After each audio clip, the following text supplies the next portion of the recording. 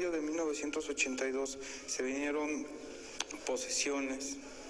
Emanuel hablaba con otra voz, eran una serie de factores un poco fuertes dentro de la propiedad. Había cambios de temperatura,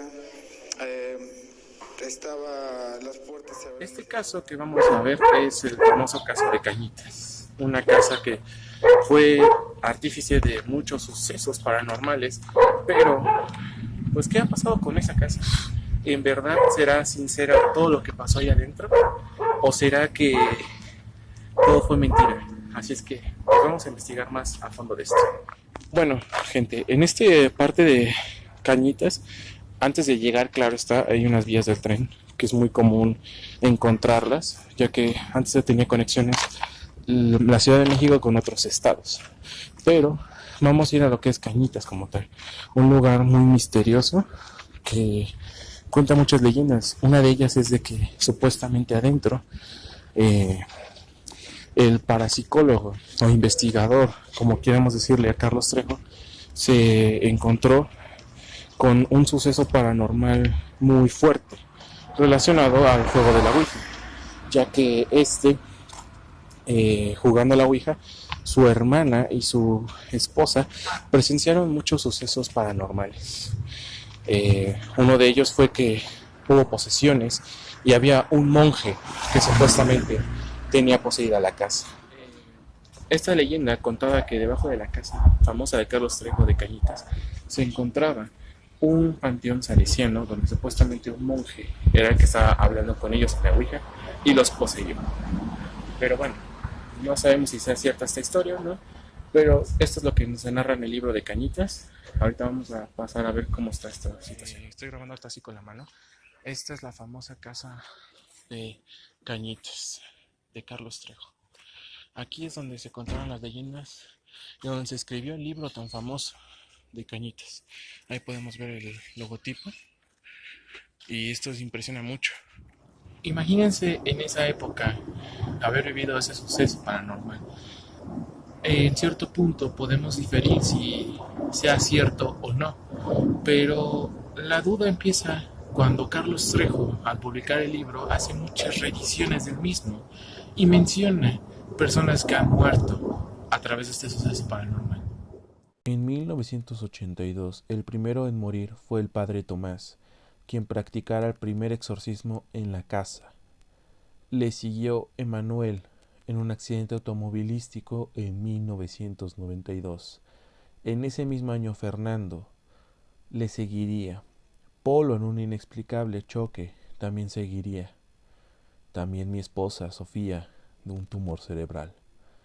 En 1994 Guillermo, quien durante el juego de la Ouija retó al ente. Un año más tarde, el psíquico Sergio se intentaría comunicar en 1996.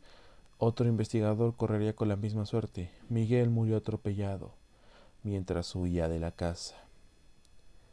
En 1999, Nancy, una amiga muy cercana, se suicida tras haber participado en las primeras investigaciones de este caso.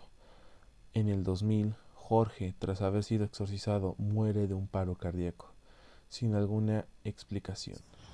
Además de las muertes que mencionó, tristemente explotó la muerte de su esposa para vender este producto, el producto de Cañitas, que en su momento sí fue de repercusión totalmente efectiva, pero a su trasfondo se menciona muchas cosas. Nosotros no vamos a ser jueces tal cual, pero se menciona que él simplemente abusó de este poder que él adquirió al estar en esta casa. Después del impacto adquirido a través del libro y a través de las presentaciones que él tuvo en su momento en televisión, Carlos Trejo siguió presentando más sucesos paranormales, pero Cañitas fue la joya de la corona. Cañitas fue el que prácticamente inició lo que conocemos como sus investigaciones.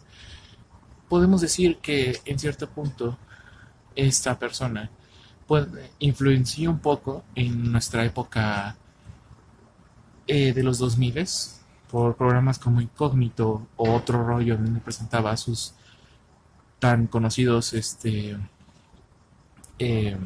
evidencias paranormales. Pero, ¿qué ha pasado? Actualmente esa casa sigue habitada y por lo que yo vi cuando acudí, creo yo sigue viviendo Carlos Trejo ahí mismo, ya que se piensa que son las oficinas de Carlos Trejo. ¿Sabes si es verdad o no lo del suceso paranormal? Lo que sorprende mucho es las coincidencias de su historia, como él mencionando que había unos monjes salesianos, y exactamente en ese mismo fragmento de video que ustedes vieron, hay una parte en esa calle donde hay algo relacionado a los frailes salesianos, pero no hay que confundirnos mucho. Siendo realistas, esta historia es totalmente falsa.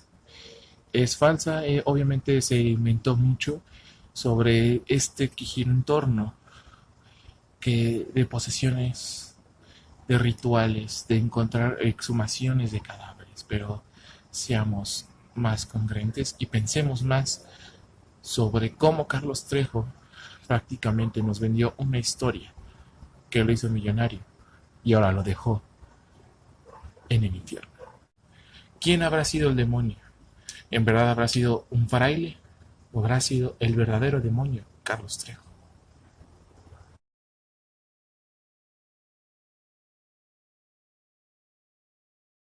Gente, en la misma zona del metro nos encontramos el siguiente lugar emblemático, el cual es el Árbol de la Noche Triste. Este cuenta con muchas leyendas, una de ellas la cual es que aquí Cortés, cuando perdió una de las batallas contra los aztecas, se vino a llorar y aquí quedó inmortalizado. Por el vandalismo fue quemado, pero se menciona mucho que hay otro árbol de la Noche Triste, que es el que está en Tacuba. No sabemos si sea cierto o no, o sea, cuál haya sido el árbol correcto, pero bueno, ahorita el árbol se encuentra de esta forma. Una forma incluso hasta tétrica, se podría decir. Pero podemos mencionar que este lugar cuenta con un pasado muy, muy histórico, prácticamente. Y en el fondo podemos ver que también ya hasta los gatos se apoderaron del lugar. Ahí hay un gato arriba. Hay varias. Hay un gato arriba y hay otro gato allá. Pero bueno.